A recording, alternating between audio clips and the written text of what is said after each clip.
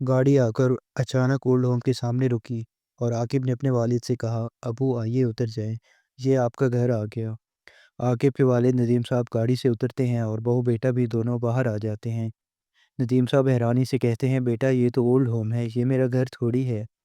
आकिब ने कहा, जी वो आज से यही आपका घर है। नदीम साहब रंजीदा होकर बोले, मैं यहाँ क्यों रहूँगा? मेरा अपना घर है, अपने बच्चे हैं, मैं अपने बच्चों के साथ रहूँगा। तुम लोगों के साथ रहूँगा, मैं किसी ओल्ड होम में नहीं रहूँगा। बहू ने तेज़ लहजे में कहा, क्यों नहीं रहेंगे?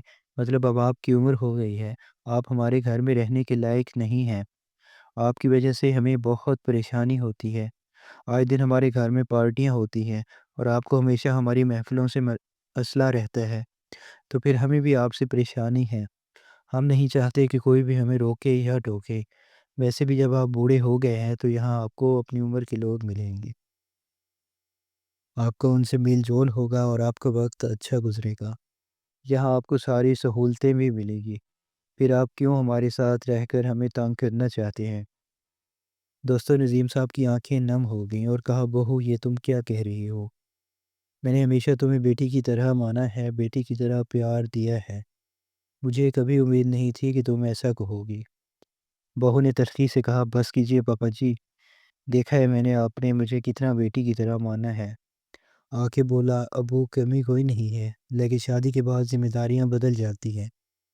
ये आपके साथ रहना नहीं चाहती, आप ही ने कहा था मेरी शादी इससे करो। अब मैं अपनी बीवी को तो नहीं छोड़ सकता, ना ही उसे नाराज़ कर सकता हूँ। और वैसे भी आपको यहाँ क्या मसला है? नदीम साहब ने भराई हुई आवाज़ में कहा, बेटा मैंने तुम्हारे लिए क्या कुछ नहीं किया। बचपन से आज तक तुमने जो कुछ भी हो, सब मेरी मेहनत और कुर्बानी की वजह से हो।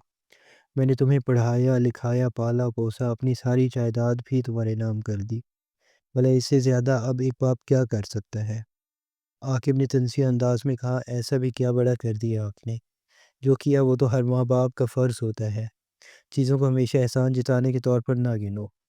ये सब वालिदैन अपने बच्चों के लिए करते हैं।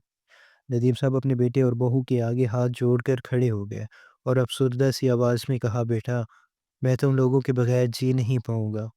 प्लीज़ मुझे यहाँ छोड़कर मत जाओ। आकिब झुंझला कर बोला, बस अबू बहुत हो गया, हमें और भी काम है। उसने गाड़ी से अबू का बैग निकाल कर ज़बरदस्ती उनके हाथ में पकड़ाया और दोनों मियाँ बीवी वहाँ से चले गए।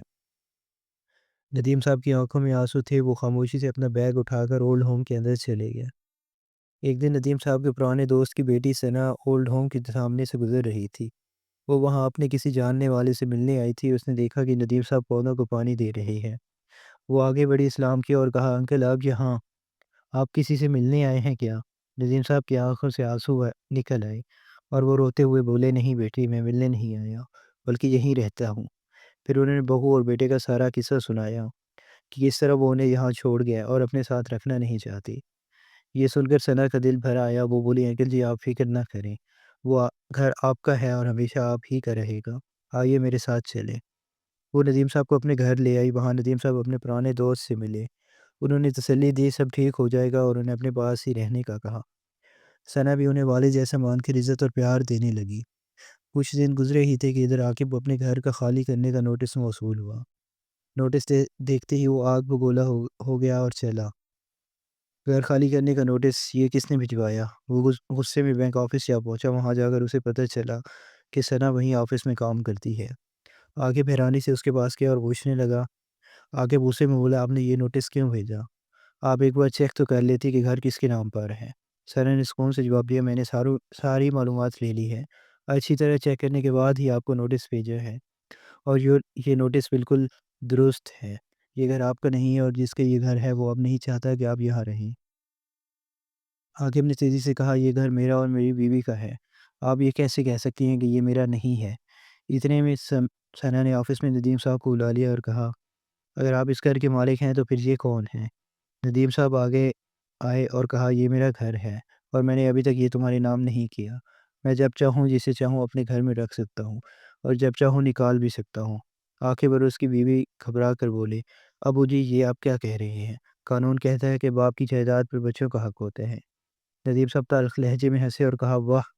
ये तो अच्छा है कि तुम्हें हक़ के बारे में पता है कि वालिदैन की जायदाद पर औलाद का हक़ है। لیکن کیا تمہیں یہ نہیں معلوم کہ اولاد کا والدین پر بھی کوئی فرض ہوتا ہے؟ حق معلوم ہے تو فرض بھی معلوم ہونا چاہیے نا۔ پھر بھرائی ہوئی آواز میں کہنے لگے، بے شک اولاد کا حق ہوتا ہے، لیکن تب جب والدین اپنی خوشی سے دیں، لیکن تم جیسے بچے جو والدین کا دل دکھاتے ہیں، انہیں جیتے جی جہنم میں دھکیل دیتے ہیں، ان کے لیے تو بہتر ہے کہ اولاد نہ ہو۔ سچ ہے آج تمہاری ماں زندہ نہیں، اگر وہ زندہ ہوتی اور تمہاری یہ حرکت دیکھتی تو وہ بہت رو دیتی۔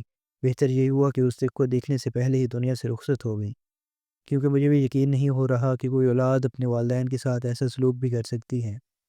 یہ سنتے ہی بہو ندیم صاحب کے قدموں میں گر گئی اور روتے ہوئے بولی، ابو جی مجھے معاف کر دیجئے، ہم سے بہت بڑی غلطی ہو گئی، پر آپ ہی تو کہا کرتے تھے کہ آپ نے مجھے بیٹی کی طرح مانا ہے، پھر آج کیا ہو گیا؟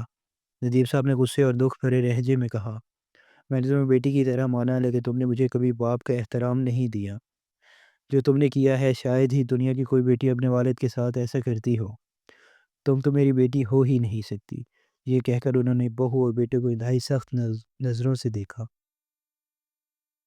بہو اور بیٹا ہاتھ جوڑ کر معافی مانگتے رہے، لیکن ندیم صاحب کا دل اتنا ٹوٹ چکا تھا کہ وہ کہنے لگے، تو اس کے مطابق مجھے 10 دن کے اندر یہ گھر خالی چاہیے، اور آج کے بعد میرا تم دونوں سے کوئی تعلق نہیں رہا۔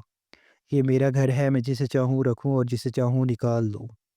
بہو اور بیٹا روتے رہ گئے اور ندیم صاحب وہاں سے چلے گئے۔